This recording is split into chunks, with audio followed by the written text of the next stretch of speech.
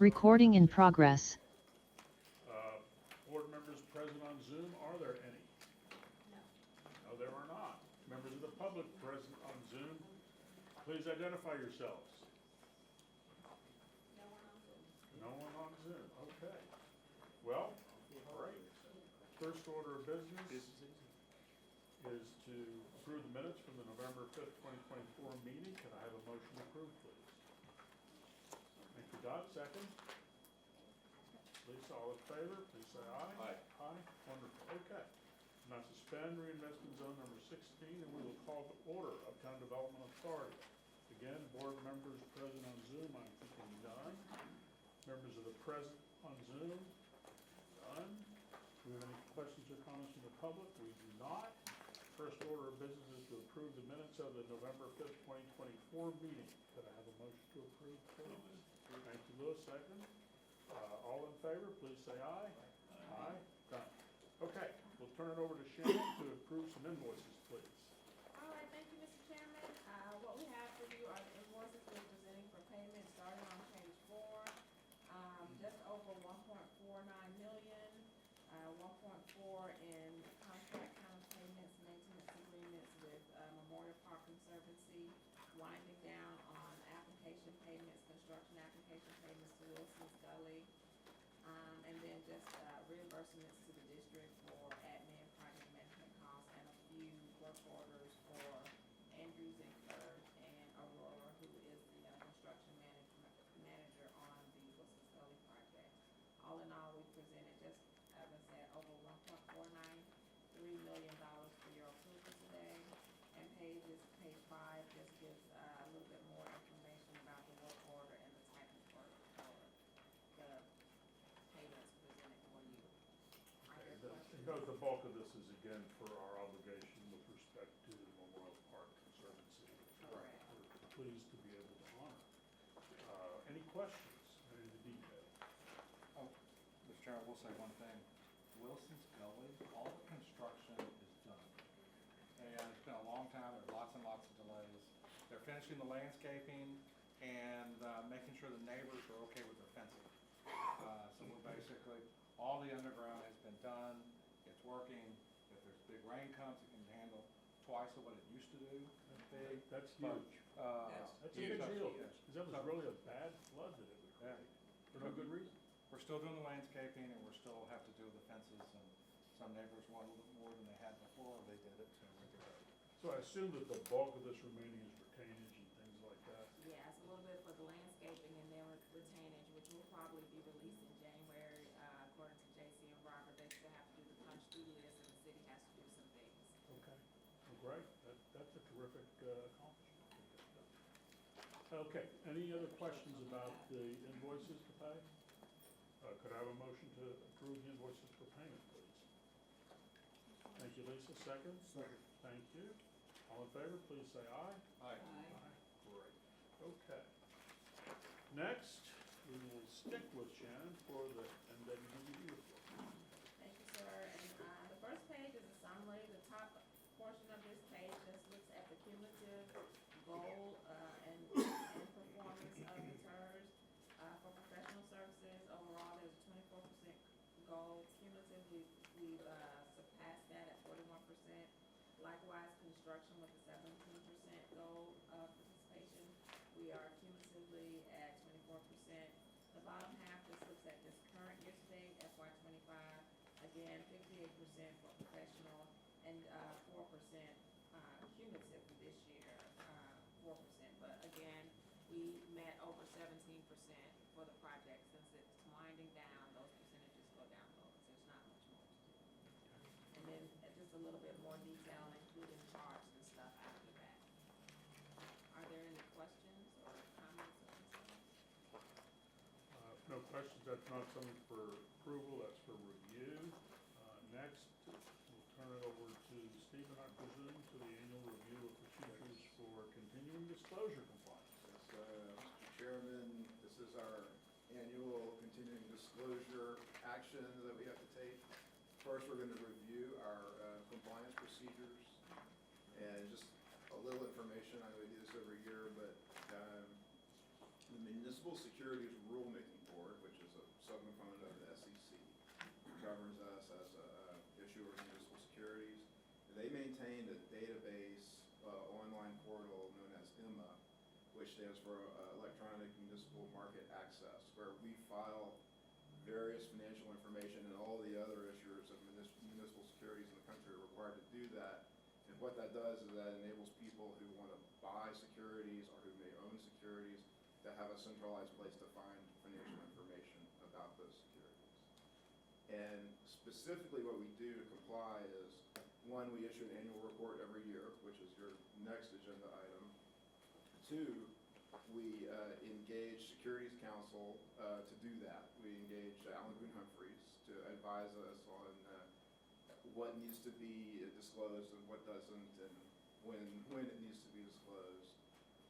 We constantly monitor our financial condition, and we're prepared to issue what would be called a material event notice in case something happens.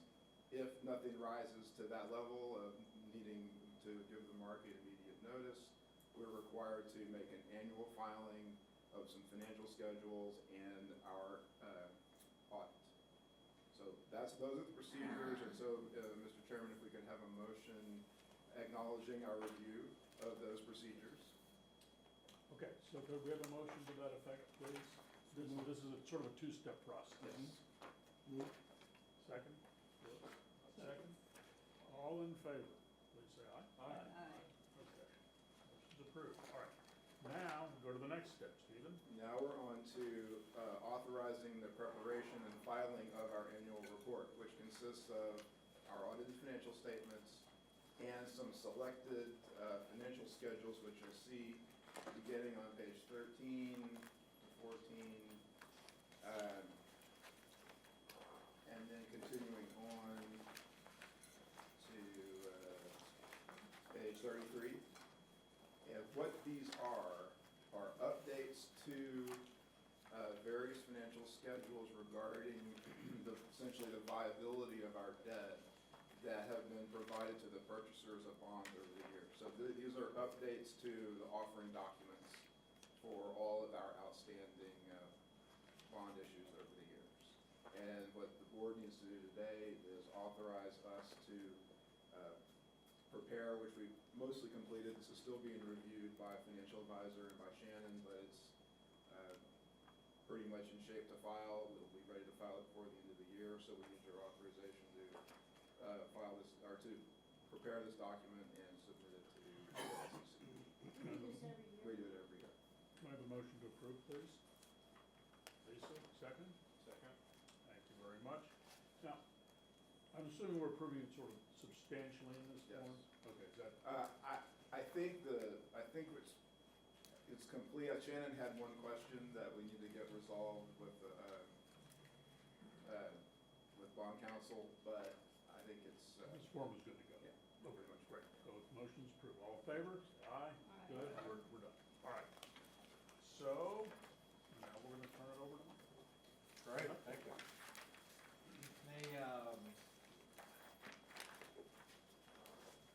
Come down here.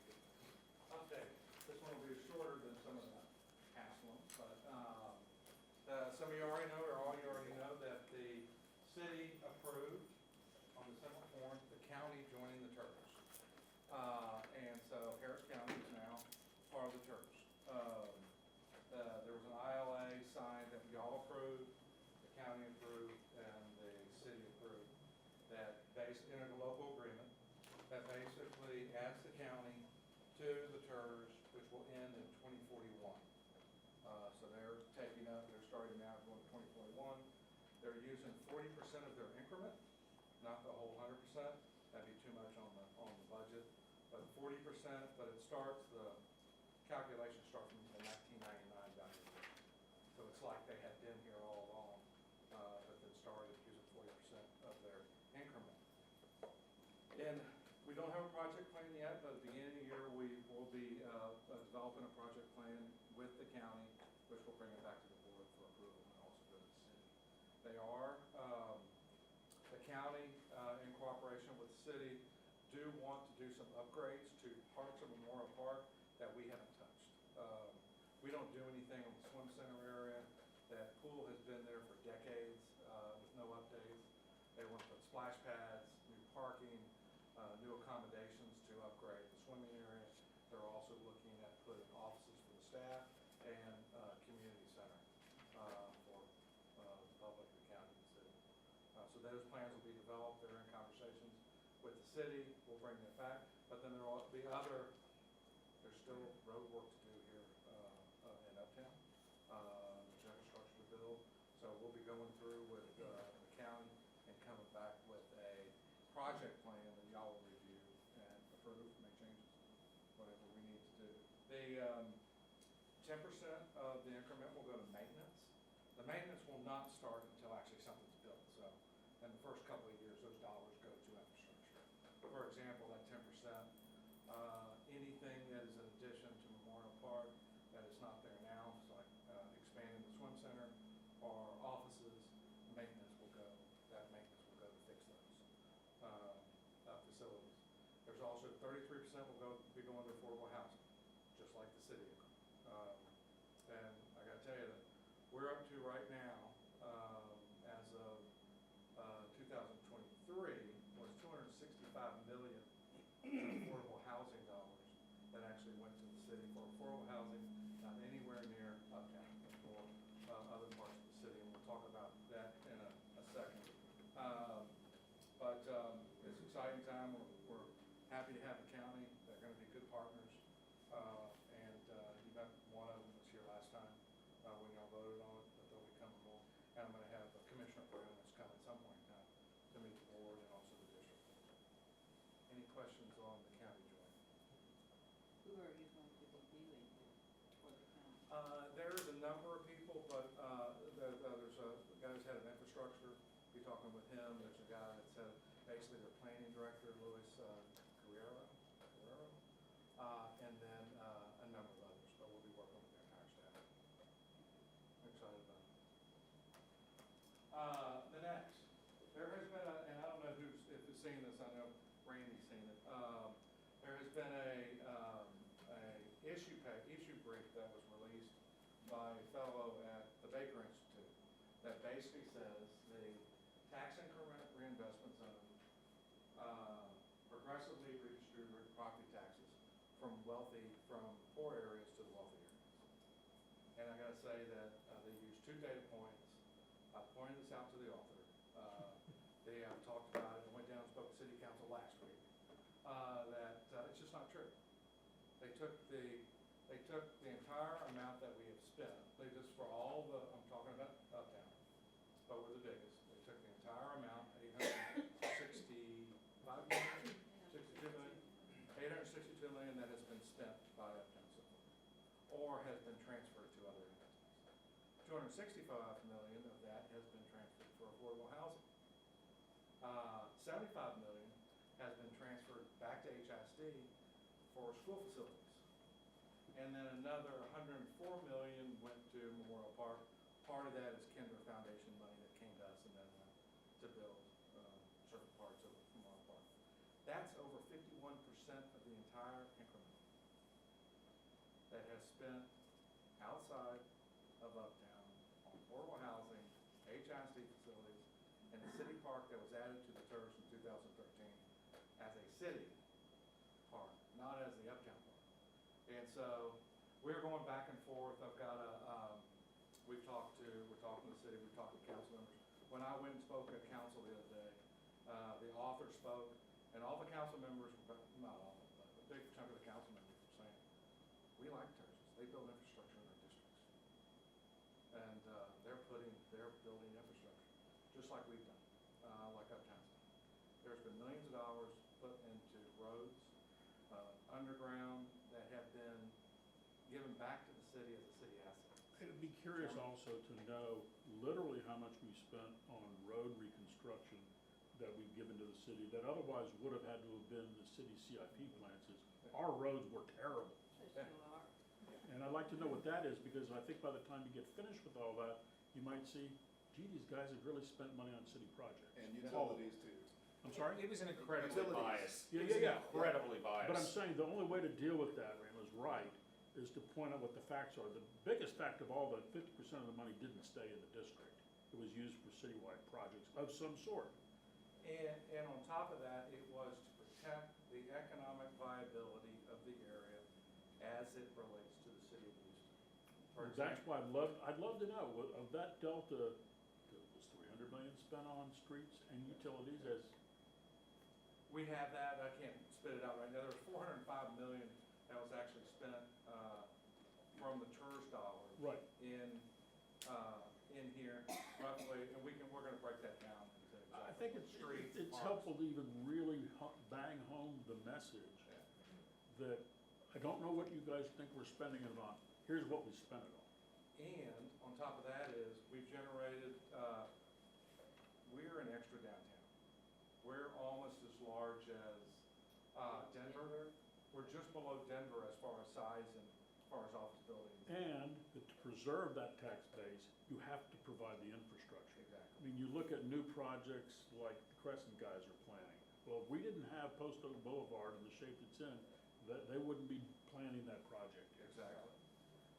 We've generated over. So it's a great story. Yeah, it is. We've generated over $1 billion in sales tax that has gone back to the city and metro. It's almost $1 billion in hotel occupancy tax for the city, and also $4 billion in capital investments in the last 10 years that all these new buildings over here on the other side, all these new high-rises, all these new developments, the River Oak District, they would not have been built if the infrastructure here hadn't gotten built. And over there, there's been about $10 billion in new property valuation just on the other side, which all goes to the city. So we're putting together, basically an analysis of the report. We're gonna put a letter sent to the head of the Baker Institute, some other board members, and then city council. A lot of city council members get it. They get what the dollars go for. They go for infrastructure. They know what this place, what was here before. It was traffic, it was open ditches, it was Lewis knows. They, back in, before 1999, and so we're an economic engine for the city of Houston, and we're proud of that fact, so. And contributing half of our dollars or more back to the city in different ways. Michael, we talk in all these meetings about how much money goes back to the city for affordable housing. What actually happens to that money? Does the city spend all of it? I mean, I know that's not our decision to make, but. So it was roughly 14 to 15, correct me Shannon if I'm wrong, it used to be $14, $15 million a year. In 2021, the city asked, or we came up with the idea, I don't know whose City idea it was. City asked us to do it. The $100 million My bond, recollection. which we're paying out. So we're still about $8 million in money that goes directly to the housing department. They don't track that like they do a bond, because bonds have covenants, but we know exactly where the bond dollars were spent. Now, these are different programs under the housing department. This is called the Home Buyer Choice Program. You can see it up here. These are all the places where homes were bought using affordable housing dollars. This is Uptown right here. None of it's anywhere close to Uptown. They're lower income areas. Here's another program, the housing department. Home Buyer Assistance Program. Here's another where they're being used. Nothing around Uptown. Here, now here's the big dollars. These are the bigger developments, apartment buildings and stuff. These are where the dollars are invested. This is Uptown. So it's being spread throughout the city of Houston in areas that need more affordable housing. They didn't take in the report, they did not take into account all the money that's spent for the housing. So the money that's spent to, they know it, for example, in the 23 budget, I'm using 23 because that's what Baker Institute did. The 23 budget for general fund dollars that went to the city housing department was $411,000. The rest of it came from TIRZ. And the And about TIRZ, 8 million came from Uptown. and we make it the majority, if you did a pie chart, Uptown TIRZ would be the biggest percentage of that pie. Big by far. And that'd be a good chart to see. It would, You know that? it would. Is Kinder, he's still around, right? Oh, yeah, I saw Nancy and Rich last night. Well, I don't know his affiliation with the Baker Institute, and I know he's got his own, another thing. I just wondered what he thinks of this. I didn't spend a lot of time talking to him, I spent a lot of time talking don't wanna put words in her mouth. But we're gonna send her what we put together, the letter to the Baker Institute and also the backup material. Do people outside the Baker Institute read this? Because, I think the city ought to know if you want to do a op-ed with Stephen or something, that might be a He good way went, to explain what did he actually do here. John Diamond went and spoke to, he's the author, he went and spoke to city council, and that's why I followed him. He actually was a presenter, I was just a speaker, so I got 3 minutes. Gwen Tillotson, who is head of economic development for the city, she's going back to the same fiscal affairs committee in January to kind of do more of an open, I'm not gonna come to this meeting, but I'll come to one later on, and we'll talk about the overall TIRZ and what they mean to the city. So yeah, they're gonna do one in January. But Gwen's gonna do it. And we're happy to help it anyway. Op-ed? An op-ed for the Chronicle, is that what you said? We talked about that, we're gonna do more there's still more back and forth. We're trying to get we're gonna send it to the Baker Institute, all the data, and say, you missed this. You just totally missed it. Even the criteria they didn't use they didn't use the criteria like for how we were started as a petition terms. And so, there was a lot left on the table that they did not report. We're gonna shine a light on it and then see what happens next year. But we're still thinking about the op-ed. We might do it. There's still more education to be. Why would they have done that? If they wanted to be hurtful, I mean. There's a big, city budgets are tight these days. There's rep cap, there's state cap, and there's a city cap. And so it's a struggle to fill in the last part of the budget. And people outside are pointing out, well, you can get money from Metro, you can get money from TIRZ. Well, we built infrastructure, and we helped rebuild a park, and to do that, we use debt to do it. There's nothing wrong with that. If you're using it to pay it over a long period of time, and you have a source of funding, but they're pointing out they have no idea why the church was formed. They don't try to talk about that, and or what it means to the city. Imagine if Uptown wouldn't have been here. You saw Greens Point, Northwest Mall, North Line, Gulf Gate, how they, most of them went under, some did, some were, Gulf Gate's been rebuilt, they've had some, Greens Point's trying to, but imagine if Greens Point would have happened here. We're now close to the city. People forget that retail used to be downtown. They didn't have Hines. There is no retail downtown anymore. Retail, we're the center of retail. We're the largest retail district in the state and in the Southwest. It was just a really interesting vehicle that they chose to express their opinion. I thought. And it was very But Rather you than don't in mean- writing. You don't mean that truly interesting, you just, being you're nice. being nice. I'd be a little nice. Let's just say, rather than putting it in writing where Yeah. you could have had a little bit of thought of the two sides to every side of the story, it was actually presented You had quite your facts. differently. Yeah, it was presented quite differently. Justin, I think I gave you one of these last time. You did. And That's this is why I was kind wondering this what is the a little more motivation was. detail. I didn't print out a bunch of them just because I didn't think everybody would want them. But this is basically what the TIRZ the $100 million went for. Okay. I definitely like that. And so, Thank you. Mike Nichols is the new head of the City of Houston Housing Department. Great guy. We called him up and said, hey, can you come explain? By the way, he's a friend of mine. Yeah, he's, I've known him for 30, 40 yeah, years. well, Chester is a good guy. He is a good guy. He's a straight shooter too. Well, I mean, he took one of these $1-a-year jobs to be in charge of the Coalition for the Homeless. That's a good person who does Yeah. that. So when we called to ask him, can you come and tell us where the money went for the $100 million, they put this together, and they came here within weeks. Yeah, so, any more questions? So more to come, we'll update you in January on what the back and forth is. Any questions about this? Thanks for jumping in the middle of that, Michael. Yeah. I've been here a year, actually, my anniversary's been recent, so I've been here a year. Congratulations. And not only proud of what the staff does, but proud of what the TIRZ and the Improvement District have done. Because they've done it for the city of Houston, as well as the developers and people own the buildings and people who live here. they didn't take into account the tens of thousands of people that drive here every day to work, that work in over 300 restaurants, over 30 hotels. They're service employees that travel probably over 10, most of them travel over 10 miles to get here, to work in the restaurants, to work in the hotels, to work in the retail shops.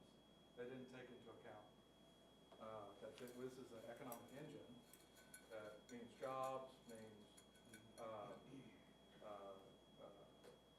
creating revenue or growing revenue for the city of Houston. They didn't take into account. So You know, Michael, I'm this proud is to talk about it. interesting observation, and this isn't captured in our MWBE reports, but as all of you know, I do affordable housing counseling at the Urban League. And the majority of the people that come there are black, brown, female, other. And so those are the folks that are buying, these homes. So I think there's a further story to be told, data-wise. I don't know how much deeper we could drill, but I appreciate you asking the question, because, It's I get changing asked their the lives. question. It really is, and I get asked the question, where do the affordable, where are those projects? Who are the people that are buying the homes? How do we know? So I think the TIRZ just does a lot of good stuff. Yeah. And I think people ought to be more aware of that. We have more of a story to tell. That's why I suggested doing something in the Yeah. Chronicle or something. And we still might do It's a it. great story. There's a little bit more to go, and it is getting into the holiday season. And so there'll be, the conversation will still be happening in January. But if y'all have any questions for me, thanks for reaching out to me that time. Anybody has any more questions or anything, happy to talk to you more about it. Tech stop meeting. As you'll see, Clark Martinson did this. We have a meeting at 10 a.m. in the morning with the new district engineer for Houston, who's brand new. We also have Stephen Alves, who is a tech stop commissioner for a local area. And we have the head operations. What's his name? The other guy, Clark, coming in? We have district engineer, his deputy director, and then the operations person, possibly Raquel Lewis. Yeah.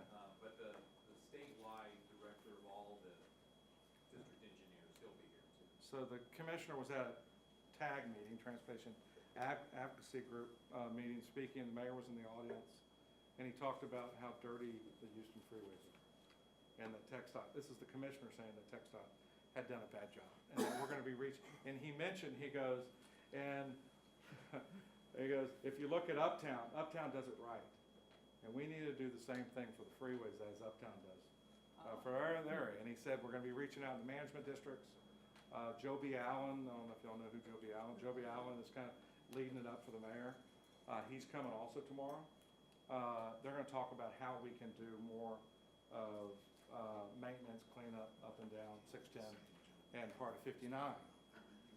So we already do a lot on the west side, maintenance through the district, the improvement district. We do a little bit on the east side, but TxDOT just finished all this interchange, and they've still got sidewalks. They've got areas that are that need to be upgraded and need regular maintenance. So we're having a big meeting with them. We're excited about it, excited about the opportunity. We're gonna push them to try to go ahead and finish this area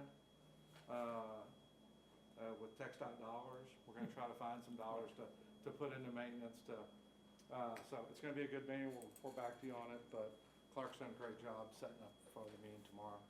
The TxDOT. If they just clean up under the overpasses would be a good start.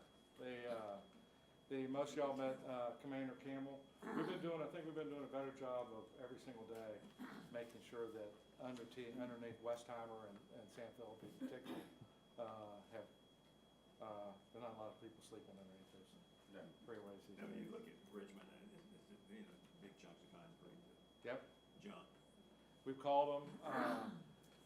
Williams Brothers, that's part of their contract to finish this.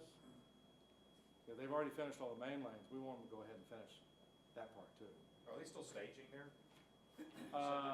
Staging basically has been done, Clark. Now it's all they're doing electricity, they're doing the detention. There's still some infrastructure to be built underneath, but they need to go ahead and finish the sidewalks on Richmond. They need to clean it up, get rid of all the, Well, it's affecting that entire part. yeah. So that's one of the things we're gonna talk to them about. We have a rodeo trail ride coming uptown, Boulevard. We're excited about this, Post Oak Boulevard. On February 28th, go text me that. We've talked to the Mission Trail Ride. It's one of the oldest 30-year trail ride. It's 150, 185 riders. It's the only Hispanic trail ride. Some of the riders even come from Monterrey, Mexico. They travel for 2 weeks from Monterrey, so we're gonna have a trail ride going down Post Oak Boulevard. Very excited about this. If this one works out, we might add another, but we gotta make sure this one works first. Start with one trail ride. We're gonna put it out to all the residential buildings and everything to come out and support the trail riders. When the trail rides come into Memorial Park, they all stop and they get in their lines of 2 and they straighten up and they do their ties, because when they come in Memorial Park, that's when they judge them. And they judge them who's the best trail ride. So they're gonna be like all in lines of 2 with their wagons, and so it's gonna be pretty cool. We're gonna try to, we're gonna tell the local schools about it, all the residents on the buildings. We're gonna make it a big deal. And then we're also gonna have a street sweeper. Dwayne's already been researching it to get us a street sweeper. They We're can gonna, put little things under the horses' tails. that's gonna be exciting. And the trail boss, this is him, Jeremy, he's a really good guy. He came in here and talked to us.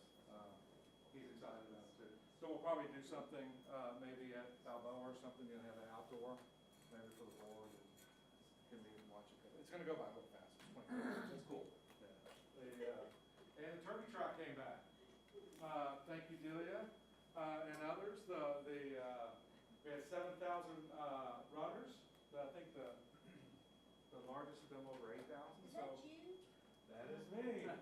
I did not put this photo in, Delia did. Oh. So we had over 7,000 runners. Houston Methodist was the lead sponsor, and they're going to be the title sponsor next year too. Wonderful. I got my 2 daughters to go. Not my wife and dog didn't do it, but my 2 daughters went the whole 3 miles. It was fun. It was exciting. Got And lost. there was another turkey trot in Houston the same day, down at St. Arnold's. And they still sold this one out. I think they'll sell out again next year, have more. They did cap it at 7,000, and so we'll see what happens next year. It was such a wonderful, I've never been at the event because I've always been getting ready for the Uptown Holiday Lighting. But to see all the different elements of this event, it's just amazing. And the children running in the children's race, and it was just an incredible morning. It was great for us. Shannon ran it too. Shannon ran it. I didn't see her. We were in different spots. I did see Jonathan at the end. Jonathan Sadek is on the district board. He ran it also. I saw him at the end, so he did the 10K, I only did the 5K. Ramsey Johnson, I expect to see y'all out there next year. Yeah. Where does it start? It starts down at Dillon's. That's the staging area. So the 10K has to go West Tower just because of the length. And you got it at the staging area. We'll probably try to have and then the 5K, the 3 mile, goes down Post Oak Boulevard, goes to San Philip and back. We might try to look at it and have the 3K go the entire length of Post Oak Boulevard. It's nice to have. So that's a quick update. We're gonna do Clark's already been working on it, kind of like highlights of 2024, what the accomplishments, what we might have not accomplished, but we worked on, or we're still working on, and then what we're looking at in 2025, and we'll present that in January. That's all. I'm proud of us. Thank you, Mike. Yeah. This is great. Yeah, that's about it. Any questions, anybody? No?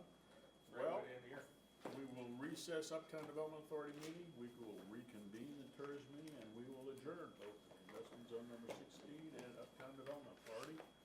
Thanks, everybody. Again, my apologies. Recording stopped.